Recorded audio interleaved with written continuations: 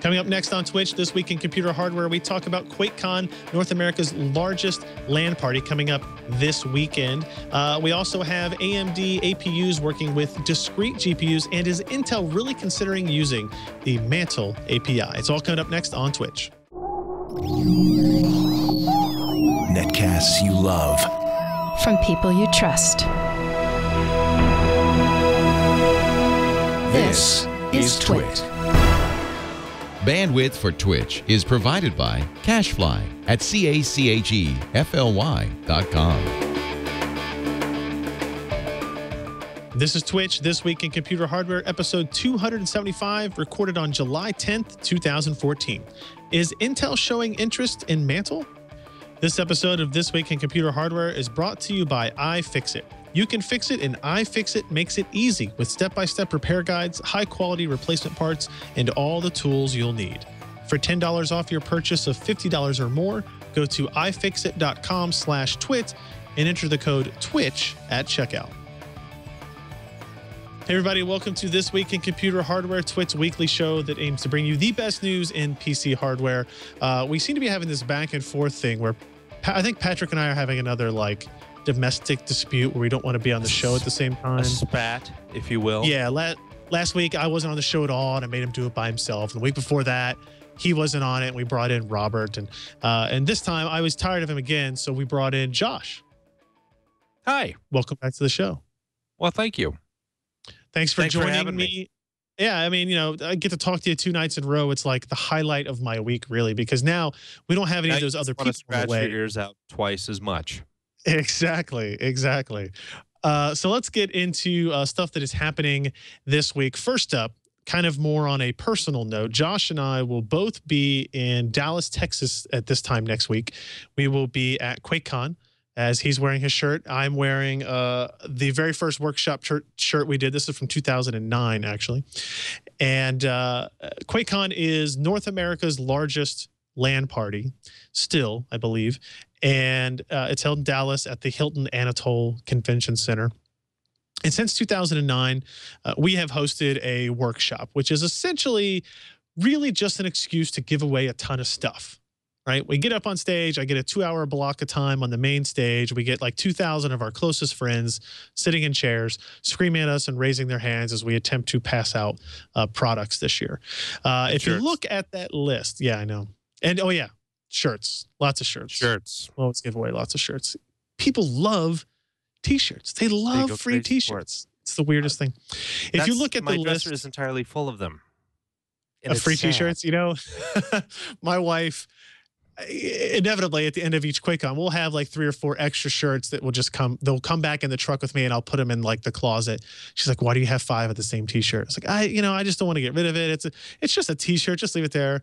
I think she goes behind my back and empties out my closet of T-shirts when I'm not paying attention. So, hey, if I don't notice, that's fine. But if you look at the list of prizes, I mean, we have, stuff from AMD, Bitphoenix, Corsair, EVGA, Galaxy, Fractal Design, like tons of companies. If you just scroll down the list, we've got thousands and thousands of dollars worth of hardware that we're going to give away if you are able to come to the PC Perspective Hardware Workshop. And you don't have to pay to get to it. It is a free event. All you have to do is show up and register for QuakeCon, and then you can come to the workshop itself, which is Saturday, July 19th at noon Central Time, noon local time.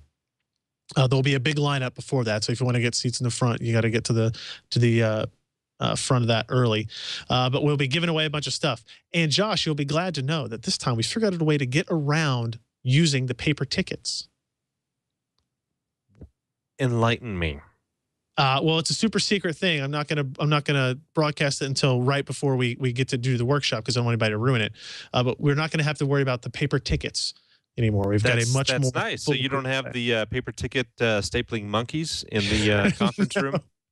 We will not have to have people stapling 2,000 tickets to 2,000 sheets of paper before the workshop. So check that out if you can. If you happen to be in the area, we would love to see you.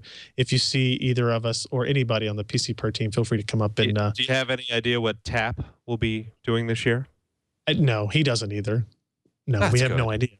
We never know what he's going to talk about until probably maybe the night before, more than likely the morning of. Nice. So it'll be It'll be interesting. If you want to attend QuakeCon, the last thing I'll mention about this is that we actually have 2 BYOC spots up for grabs.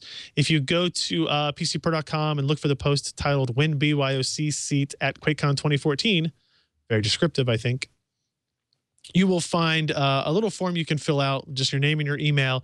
We're going to draw it on Friday. So if you're listening to this in the recorded version of TWiCH, you will want to make sure you do this right away. Otherwise, we may have already picked a winner.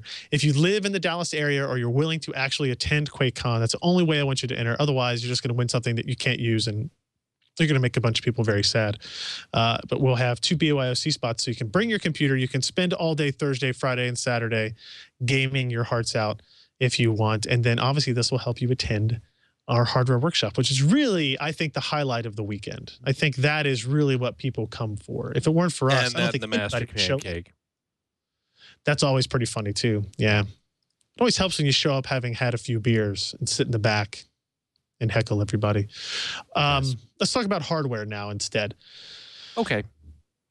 So AMD Mantle, it is a proprietary for now API for AMD hardware. We've talked about it a lot on this show and what it offers and what it complicates and how DirectX interferes, or not interferes, but interacts with it or compares to it.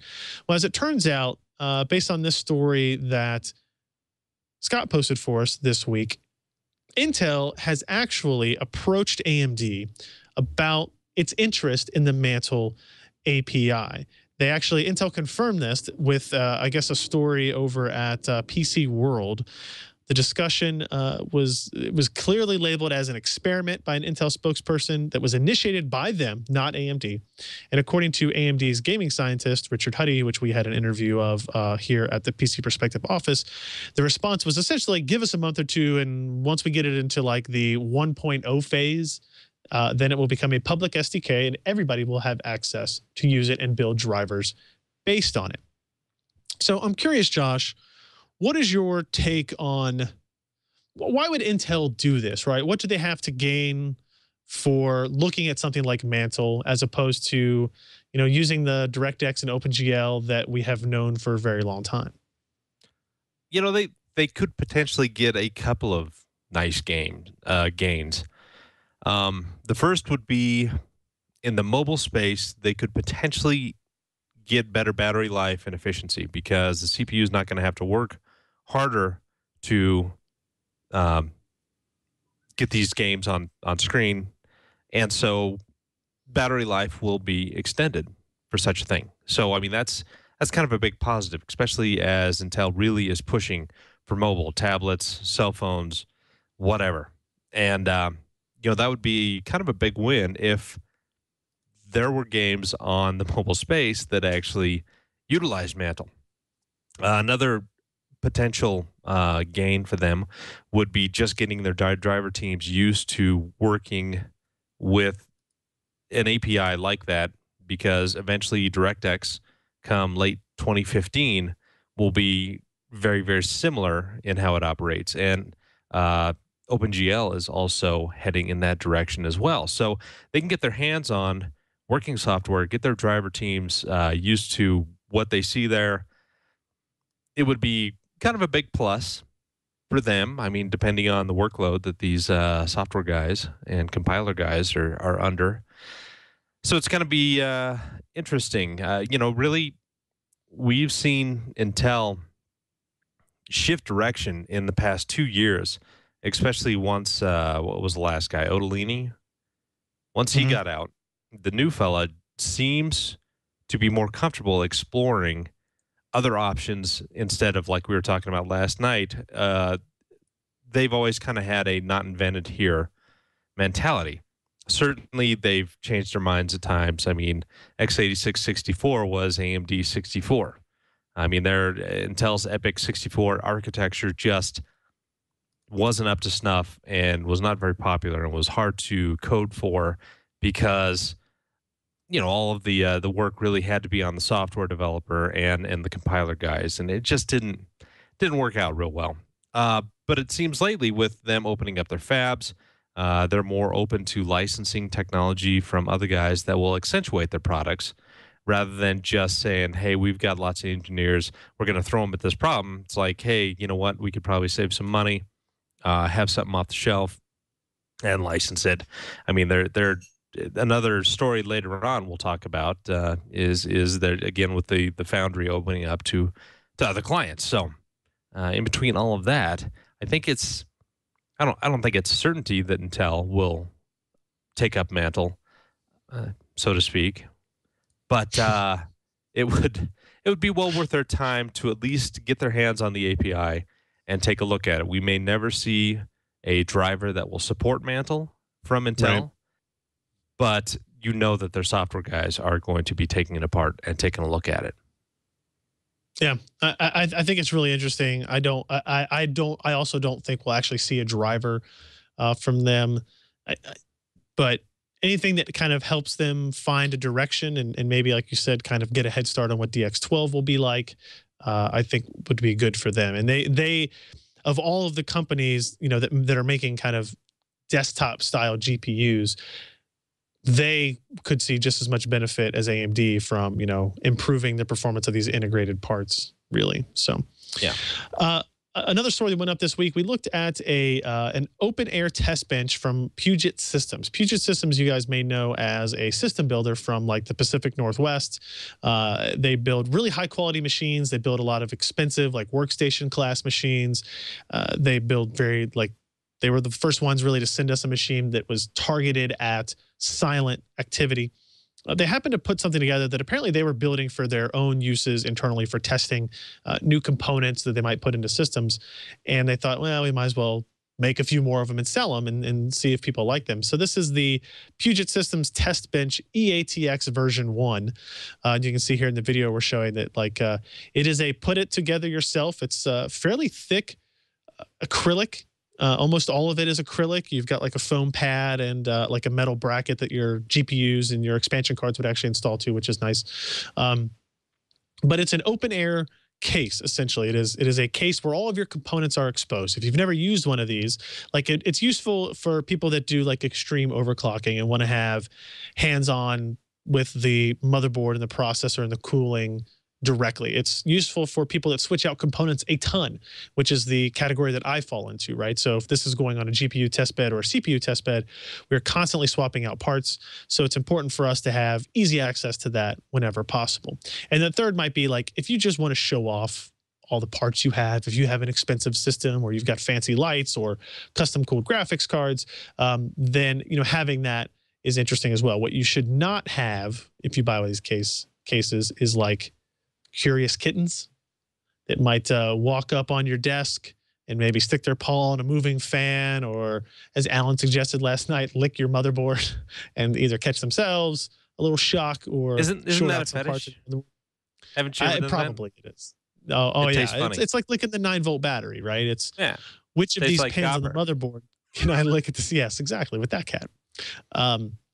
It's a little expensive. It's $170 or so for this, which, you know, if you just take it at that, right? The fact that it is not a enclosed case and what you can get for $170 in the, you know, the standard ATX case world, it's definitely expensive, but you can find there are a lot of other open air designs that are of similar expense. So, you know, this has some interesting features. I love the acrylic look to it. If you have LEDs that you can like LED strips you want to run like underneath the motherboard, I'm sure that would create like a really cool lighting effect. It has support for all-in-one processor or CPU coolers, right? So if you look at, like, we have a Corsair H80i installed on this that mounts to this kind of back rear 120 millimeter processor mount. And actually it can support a 240 if you actually just point it up, right? So the top 120 would actually be connected to nothing, and the bottom 120 of it would be connected into that case there. It's a very high quality build. Like, once I had it all together, it's very stable. It's not shaking. It's not kind of rickety feeling. Some of the other open air cases that we've used as test platforms before, you know, had screws that weren't properly threaded into things. And this is actually really, really nice. It supports, as the name suggests, extended ATX motherboards. So if you want to have that, you can do that as well. It does support 3 GPU configurations, but not 4-way GPU configurations. But I go read or watch the video that we posted of it. I really do like it a lot, and I think it's I don't know if I would recommend a whole lot of people pay that much for an open air case like this, but for the specific use cases that like Josh and I have, where we are testing components on a regular basis and swapping things out, I think this type of thing makes a lot of sense. If I need to change the power supply out, I can do that real quick. If I need to add another GPU in or swap it out, I can do that real quick. If I need to look at the debug LED on the motherboard, I can do that real quick as well. So there's a lot of designs out there for this, but this is pretty cool. It was an interesting thing to get in and play around with. And you can see much of that video is actually me putting it together. And I think the most annoying part for me is, Josh, you know that like when you get acrylic like that, it has that paper that you have to peel off. Yeah, I was going to ask, was it satisfying to peel that off or annoying? I will say that of all these types of things that I have done, it came off the easiest on this than on almost any other, unit device I have done. Like it was a little bit annoying. I'm not going to go as far up as satisfying, but it wasn't as annoying as some of the other open air test cases we've had where I'm sitting there with my fingernails, start trying to get it started, pull it a little bit and it rips and you got to start it again. That would have been much more annoying. Yeah, just, be sure to clean that with alcohol or something like that, right? I don't make that acrylic cloudy. Oh yeah. Get it all. Yeah. Ruin it immediately upon getting all that gunky stuff off with some isopropyl on it. You wrote a story this week as well that I thought was interesting about using an AMD APU while using a discrete GPU. In this case, you were actually using an NVIDIA GPU. And not specifically for gaming purposes, but for other compute capabilities, maybe pointing towards the future. What's kind of your summary out of this? Since Kaveri has been released, I was very, very curious about if you could effectively run the GPU portion of the APU at the same time as having a standalone graphics card in there. In this case, I used the NVIDIA GTX 580. And as long as I kept, the drivers for the AMD part, the graphics part on there, I was able to access it. So I used Luxmark, which has pretty robust OpenCL support. And I was able to see not just, the OpenCL support of the APU, which is, the 4 cores of the Steamroller processor, but I could also see the graphics portion of the APU and then the GTX 580. And you can use all of those together in conjunction when running this program through OpenCL. It compiles kernel and it encompasses all of those things. And I was able to see some decent gains from just, CPU only, CPU, GPU, and then, just the Spectre, which is kind of interesting name. That was an old 3DFX name for a product many, many years ago that was never released.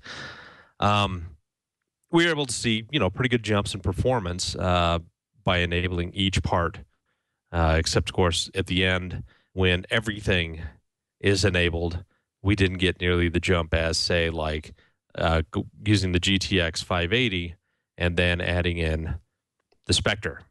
So if you add up those numbers, it's actually more than the sum of their parts, which is kind of interesting. But anyway, things worked out nicely. It worked fine. Power draw wasn't extreme. And I had no driver crashes. Games ran off of the GTX 580 without a problem. And you still have that potential muscle on the APU just kind of waiting there for software that can actually take advantage of it. And I think if you actually go to my article, some guy has listed out all of the current OpenCL applications which are supported by the APU.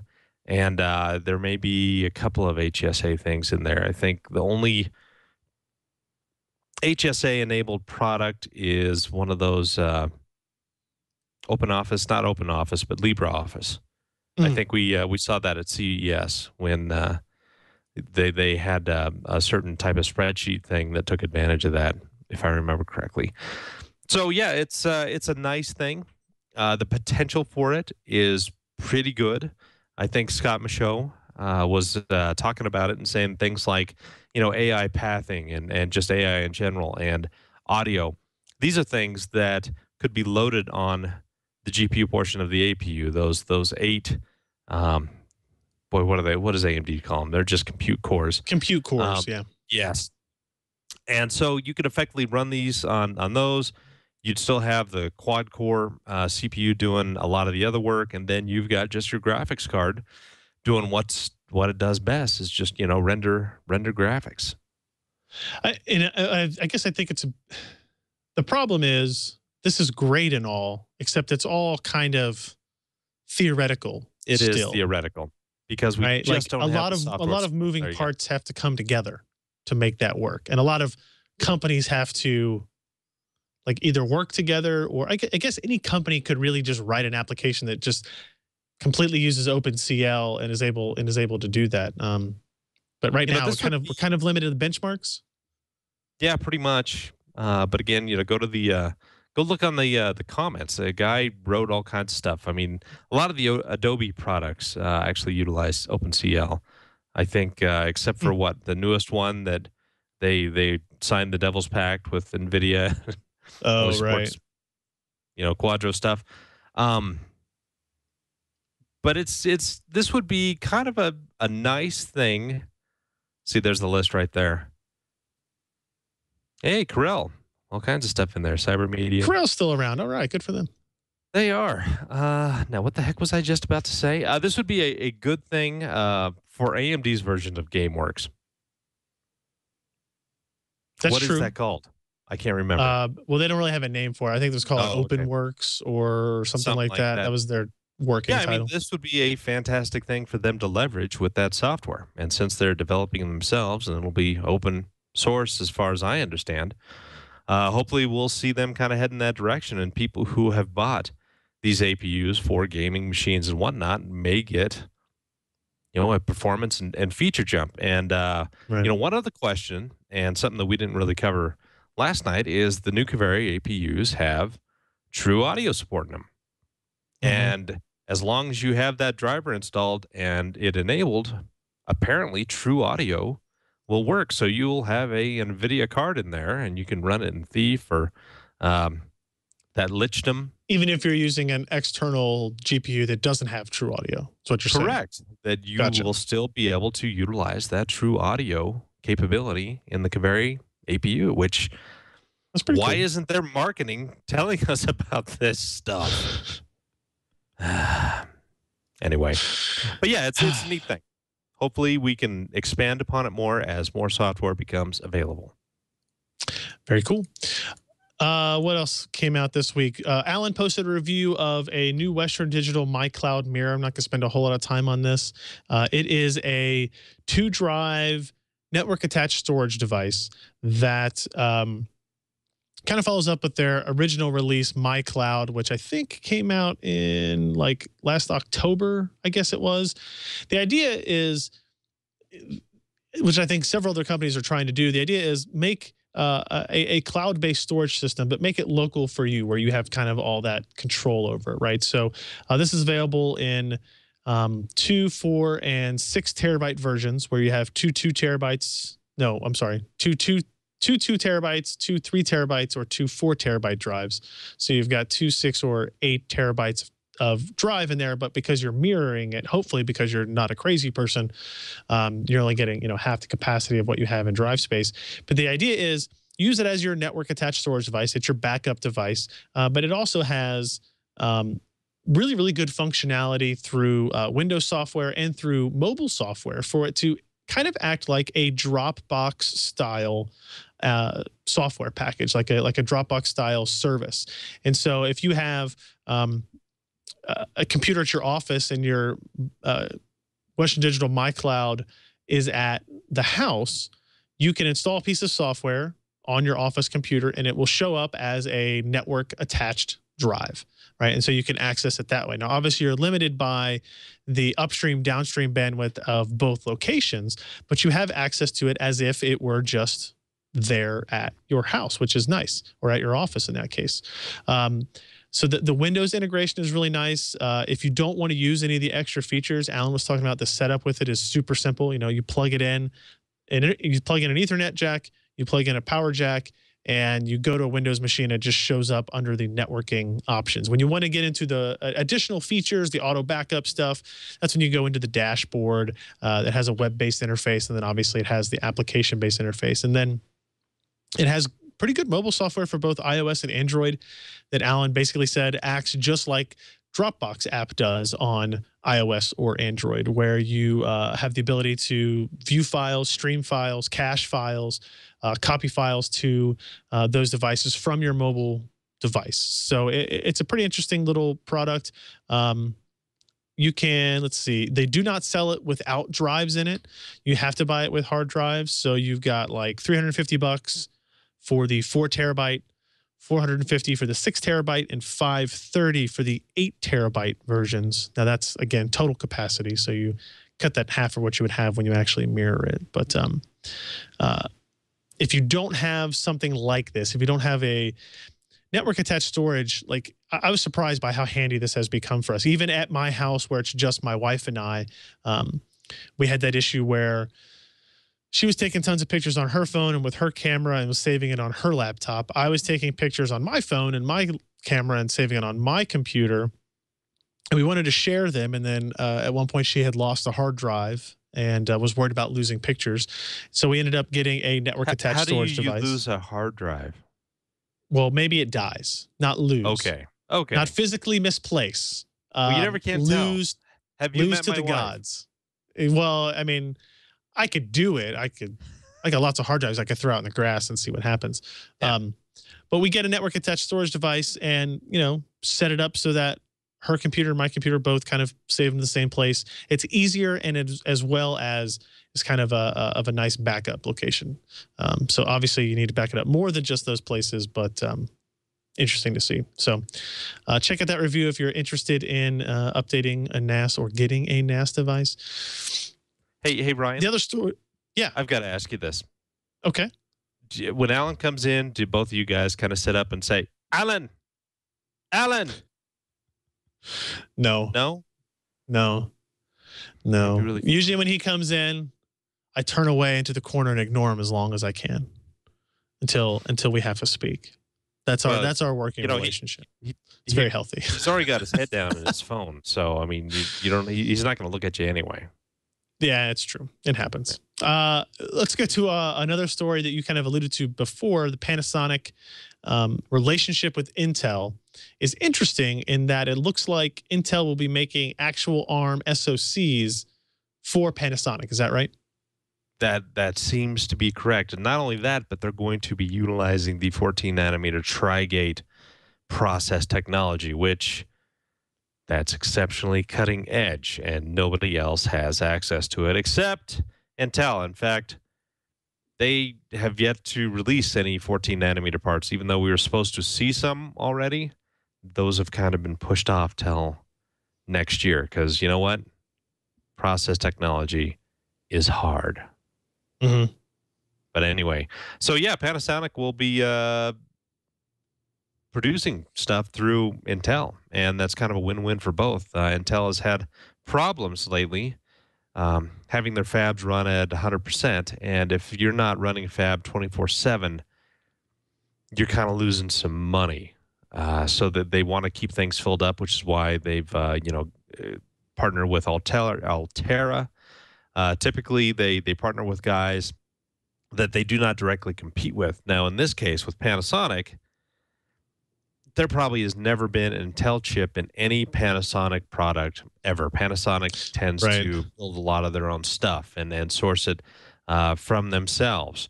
So, I mean, you get some interesting fluctuations in quality, but they, as far as I know, I mean, they don't go outside except for like, TI with, op amps and amplifiers and stuff. But with some of the control logic for apparently set-top boxes, again, they probably were never going to use Intel, and Intel knew that, but they were willing to come to Intel and say, hey, we'd like to rent out your fab. And Intel crunches them on numbers and says, yeah, we could probably do that because we need to fill out this fab space.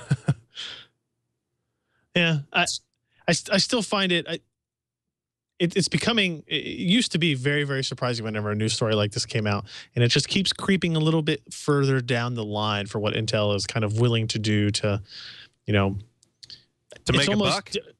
do you ever feel that Intel will separate its fab from its production like AMD did, or its fab from its design like AMD did, or is that just no way it's going to happen? I think really their process technology helps to drive their advantages in the marketplace. I mean, they've got hands down some of the best fabs in the known universe, and they have more fab space than pretty much anybody else. I mean, TSMC is probably approaching them, but that's because they've got something like 12 fabs. Yeah. So yeah, it's not a surprise that this is happening, and no, I don't think they're going to spin it off again. I mean, why would they? If you spin off your fabrication guys, it's going to do the same thing GlobalFoundries does, which is, you know, we've got to manage our costs. We may not be as cutting edge as we want to be just because we're managing costs, and this is what we do. But at the same time, you know, the processor guys at Intel, they're making these designs like, you guys need to, you know, push forward, and the process guys are like, no, we don't take orders from you anymore, and our accountants say that we need to do this, and so, you know, we're going to have 6 more months before you can have access to this brand new process. And yeah, I don't see Intel doing that anytime soon, until we get to, you know, like maybe 5 nanometer type stuff, where it may not really go much further with current technology. I don't know. Science will save us. It's fine. Yes. I'm not even worried. This is a face that's not even worried about 5 nanometer, clearly. We've been moving along here. Let's go ahead and actually get into our sponsor for this week's episode. I want to make sure we get a chance to talk about iFixit.com, who is helping bring This Week in Computer Hardware to you guys. iFixit.com is the free online repair manual for everything. They have more than 10,000 repair guides for everything from electronics like your smartphone, tablet, game console, even your home appliances, clothing apparently, and even your good old bicycle, Josh. They also have foolproof instructions to fix all of your stuff. If you've shattered your iPhone screen, for example, if you need to repair the red ring of death on your Xbox 360 so you can finish that last handful of games that's coming out on that system, or if you need to swap the battery on your Galaxy S3, iFixit has got you covered with parts, tools, and repair guides. iFixit also makes the most trusted repair tools for consumer electronics, including the ProTech Toolkit. The ProTech Toolkit is something that we have 2 of here in our office because it gets a lot of use. It has 70 tools to assist you with any mod, malfunction, misfortune that comes your way. Toolkit is the gold standard for electronics work, for garage, from garage hackers to apparently the CIA and FBI. But more importantly, their unique tools are used by repair technicians everywhere. This includes iFixit's 54-bit driver kit with 54 standard, specialty, and security bits. You got Phillips, Pentalobe, Torx security, Tri-Wing, Triangle bit. Apparently, those are popular for McDonald's toys. I don't know if you have to repair much of those anymore, Josh. You've got swivel top precision screwdriver, flex extension for hard-to-reach screws as well. That can be quite handy. It also comes with an ESD-safe precision set of tweezers for delicate manipulation, watches and clocks, anti-static wrist straps. You have a nylon spudger, metal spudgers, plastic opening tools for prying, scraping. It also comes with a lightweight, compact, durable tool roll, which keeps everything organized, and it allows you to kind of wrap it up, throw it in a drawer until you need it the next time. And it's also easy to carry around that way and take with you if you've got to go to your friend's house or go to your mom's house and fix something that fell apart or broke for them. It's only $64.95, and it is apparently backed by a lifetime warranty. Hobbyists and home DIY fixers also use the ProTech Toolkit for doorknobs, eyeglasses, cabinet doors, sink fixtures, a whole bunch of other stuff like that. If you're looking for a great addition to a hobbyist tool chest, this is the one for you. You were going to say something, Josh? Can it fix my broken relationship with my parents? I think the spudger will be good for that, and maybe the scraping tool if Nice. you How about a apply shovel? them correctly. It does not have a shovel. It has a basically it looks like a guitar pick in it, so that's like a tiny shovel. Yeah, it'll take a while to dig, but it'll work. Hey, you saw the Shawshank Redemption, so you know. Hey, if you got nothing but time, right? Time. So with iFixit, you can fix it yourself. Visit ifixit.com/twit for free step-by-step guides. iFixit also sells every part and tool that you will need. Plus, if you enter the code TWiCH, TWiCH at checkout, you can save $10 off of any purchase of $50 or more. That is ifixit.com/twit and use the code TWiCH to save $10 off your order of 50 or more. We thank iFixit for their support of This Week in Computer Hardware. And I'm 100% sure you'll not be disappointed with their purchases from there. We have a lot of stuff from there, and we have fixed several components, several devices, wife's iPhones, nephew's iPods. A lot of stuff has been repaired using those guides. So kudos to them. Let's get into some emails. What do you say, Josh? Let's get into some emails. Good. What do you say, good. Ryan? It's good that you just repeat exactly what I say. That way it actually helps the audience know what is coming up. We're going to get into emails now, which is a Hey, wait, are we going to read emails? It's like electronic mail. Instead of sending us a letter, you can send us a note through electronic mail. And the address is twitch@twit.tv, TWiCH @twit.tv. And we go through those and we filter some out every week to answer on the show, like this one from Chris, who I thought was appropriate with Josh being on today, asking about AMD processors.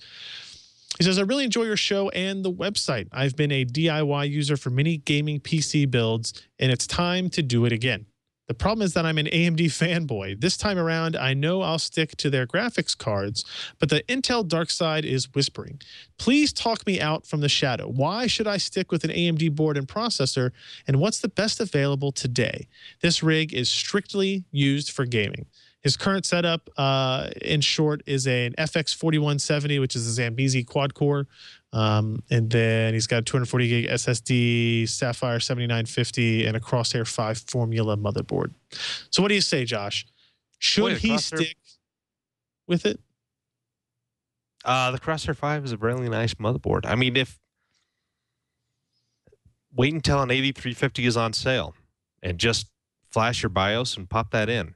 That would be a nice upgrade. You'll get double the cores. You'll get better power efficiency than your old Zambezi-based quad. It's going to have the same amount of cache, but a slightly higher IPC, and certainly, what does it run? 4.0 to 4.2 gigahertz. So you're going to be gaining performance significantly overall from your 4170.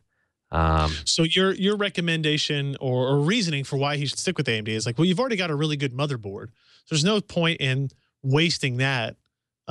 Just upgrade the processor. How much is an 8350 even really going for these days? It's like typically they're on sale for $179. Sometimes I think last week Newegg had them for $159, which is actually kind of a smoking deal. I mean, $40 off usual price. Yeah.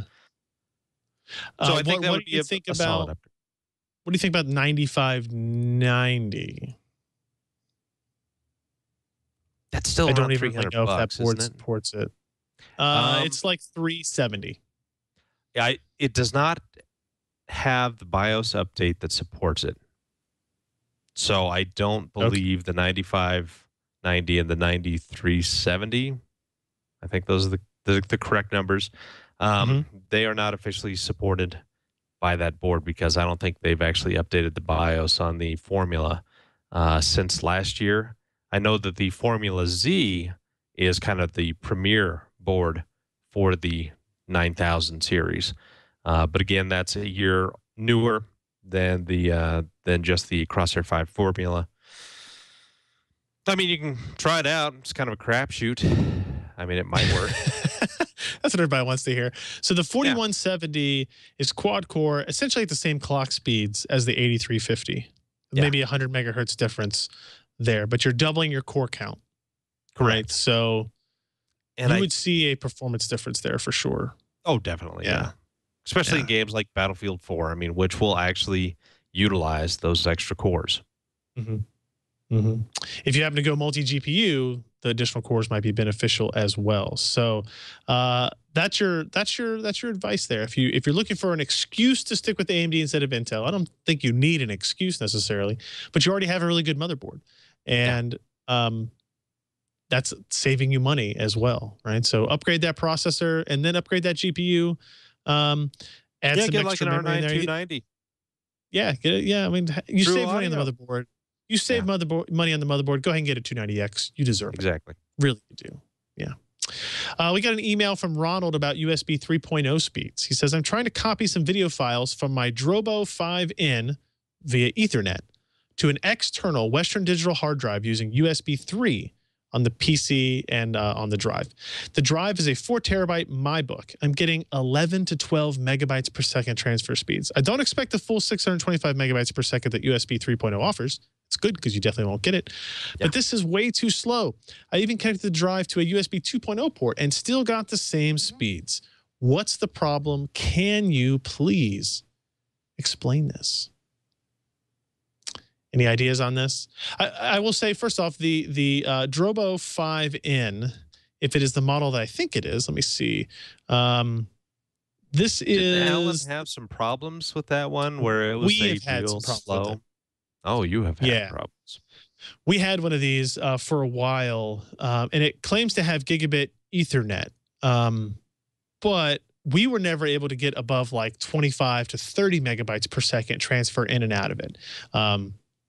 And my guess was that it was because the Drobo 5 had a USB 2 connection. They were just using like a USB to Ethernet adapter on it, like internally, and that's how it became a network attached device as opposed to a USB attached device. I was never 100% sure on that, but that was always my guess.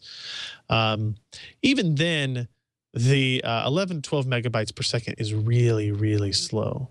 I would say, I would say take the 5N out of the equation, right? Transfer files from your PC to the MyBook, the Western Digital MyBook. It's a USB 3 device, right? So if you're still seeing that same 11 to 12, then you know the problem has nothing to do with the Drobo and it's all on your system. It's possible that you did install USB 3.0 drivers, I guess, or maybe it's not enabled in the BIOS. Maybe you have legacy mode enabled on all those or something like that.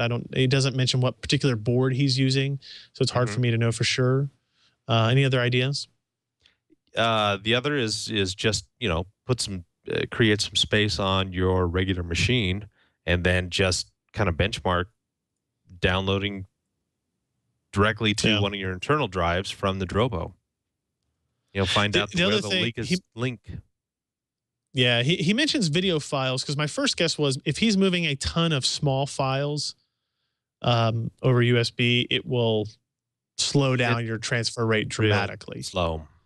Right. So I would, if you want to test it, get like a single like 2 gigabyte file or something and transfer it between the two. Try to copy it to the MyPro and then try to copy it back and see what your speeds are there, and then kind of guess from that direction forward. And I would take the 5N out of it, but hopefully it's not slowing it down that much. An email from Ezekiel. It's less of a question, more of maybe an interesting point. I don't know if you've ever seen anything like this before, Josh. He says, last week someone wrote in wondering how to install Windows without an optical drive. Someone mentioned the Windows USB installer tool, but that tool and the CD installs only make BIOS MBR installs, master boot record. As you know, BIOS installs work on UEFI machines because there is a BIOS emulation layer. But if someone wants to perform a UEFI install to enable proper GPT support and booting on drives larger than 2 terabyte or have more than 4 primary partitions, they cannot use the USB installer tool. To make a UEFI capable Windows install, they need to make a 32 gig or smaller FAT32 partition on a thumb drive and use a utility like 7-zip to copy the files from inside the ISO straight onto the partition. No special tool needed. After that, they need to UEFI boot into the thumb drive, and when allowed to create its own partition, Windows will convert the drive to GPT and create its partitions that way. An easy way to spot that the Windows installer is in UEFI mode is if it creates 3 to 4 partitions instead of the 2 it makes for BIOS MBR installs. Yeah. It's interesting. I didn't know any of this. I've got a USB install stick over there that I made through the Microsoft. Now, the Microsoft tool, it had a couple of times where it just puked. I could never get it to work. So I erased the USB drive a couple of times, reformatted it, and it finally worked. And I was able to install Win 8.1 in UEFI boot mode without a problem. So I don't know where the weakness is. It could just be, there are a lot of USB drives are becoming commodity items. And I think that their quality certainly has gone downhill quite a bit. And I have used this on several sticks, and I've had several of those sticks all just fail. And until I go and rewrite them a couple of times, then it finally just magically starts working. So yeah, I know for a fact, the stick that I've got out there on the graphics workstation that I had redone for Windows 8.1, it definitely boots to UEFI.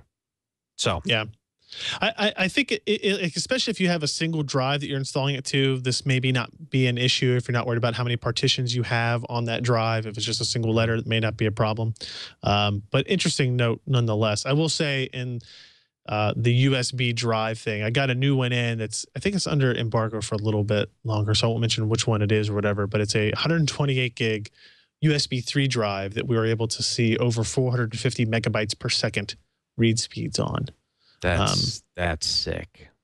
Yeah, on a USB on a thumb drive, like one that can almost fit on a keychain. It's fairly small. It's much smaller than the other super fast ones I've seen before. But that'll be interesting to talk about next week, I think. Here's an email from David about a fire in his PC. So this should be interesting. It says, hi, Patrick and Ryan, but I'll say hi, Josh and Ryan. I had an electrical fire in my 6-year-old home theater PC last Sunday night.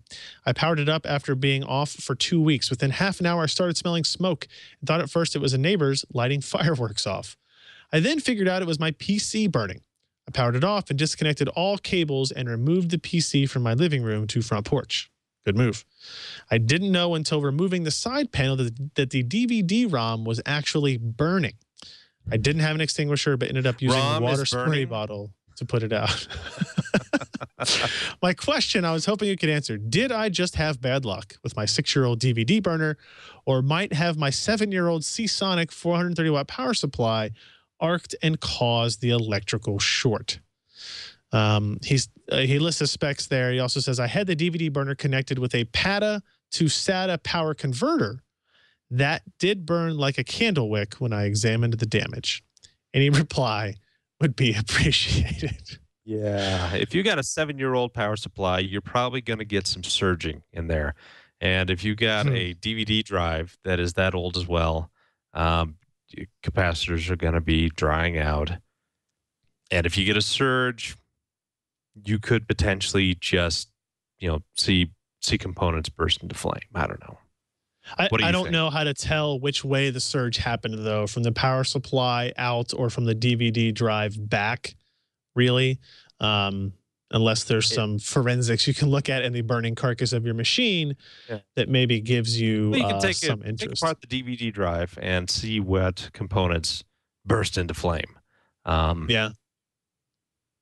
Yeah, I think it's probably a combination of just bad luck and old hardware, and you probably had a brownout or a power surge, and the Seasonic did not handle it as well as it probably would have 5 years ago, and it just burst into flames. I would probably recommend not using any of the components in that system again. Yeah.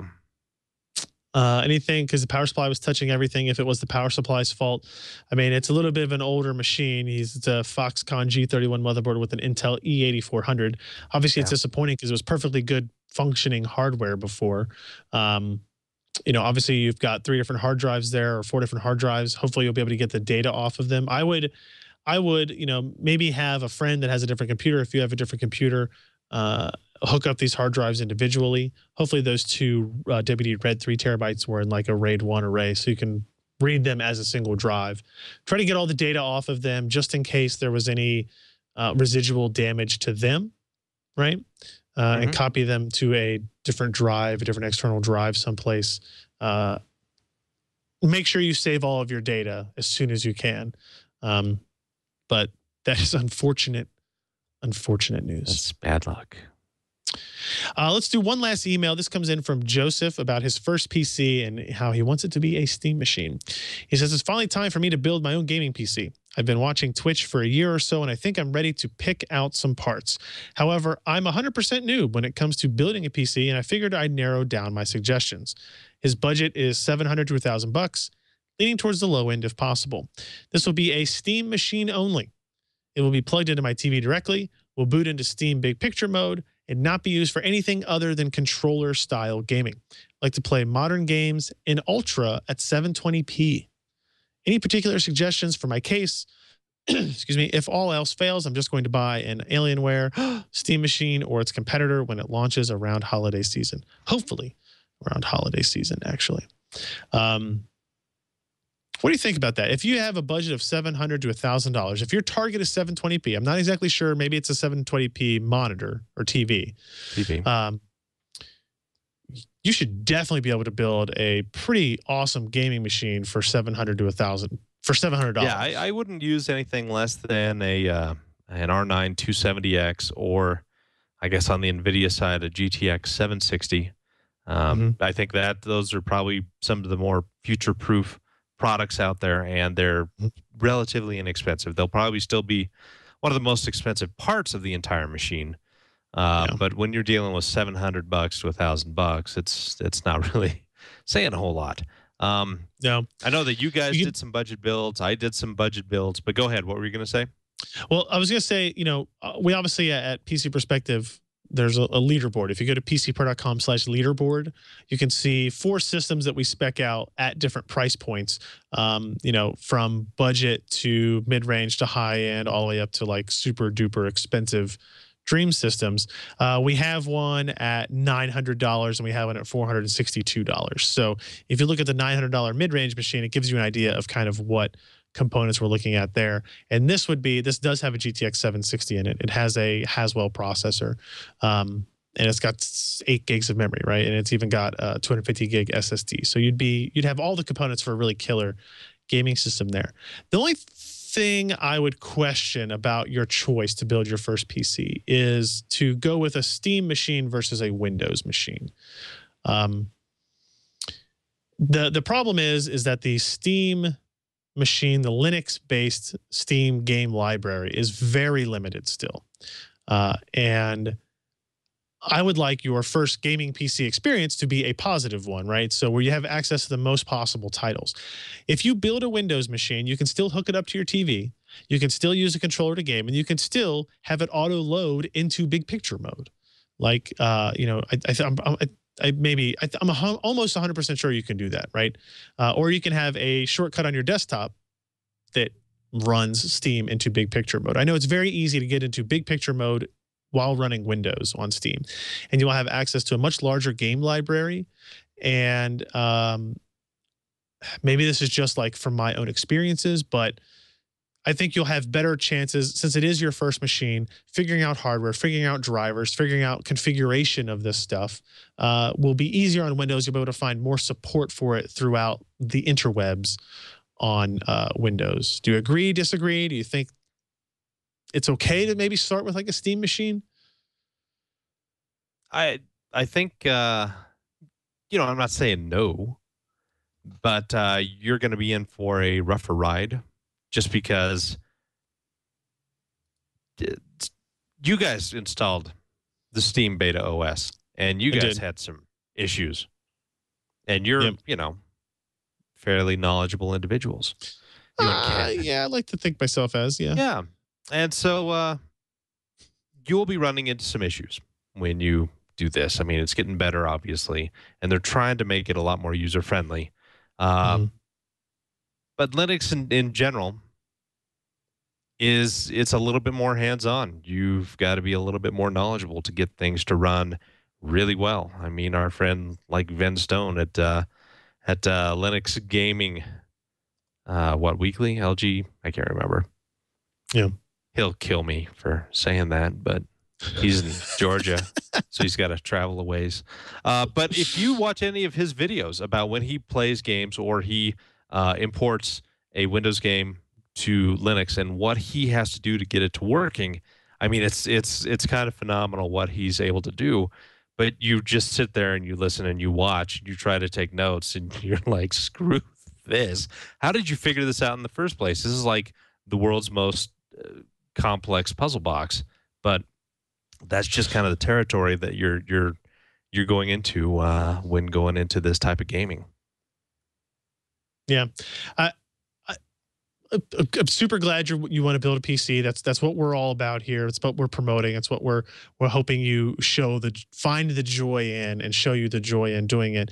And I have nothing against Steam Machine either. Like, we build it, and I see the benefit of it in certain cases. But I almost would always recommend it be like a dual boot situation or a secondary machine that you still have access to Windows, because there's still a ton of games that aren't going to be available on Linux that are going to be available on Windows, and I want you to have access to that whole library. So good luck with that, Joseph. Let us know if you have any updates or more questions. And again, if you have questions, send them in to Twitch at twit.tv, TWiCH at twit.tv. You can find Josh and I and all of our amazing work on PC Perspective. That's at pcper.com. I am on Twitter at Ryan Shrout. Josh, you are on Twitter At Josh D. Walrath. Josh D. Walrath. And again, final reminder, if you are going to be in the Dallas area for QuakeCon, July 17th to the 20th, Josh and I will be there along with Alan and Ken and Matt. Stop by and see us. We'll actually be recording a podcast Wednesday night in the Emerald Room at the Hilton Anatole as well. Bring beer. So stop by, bring some beer.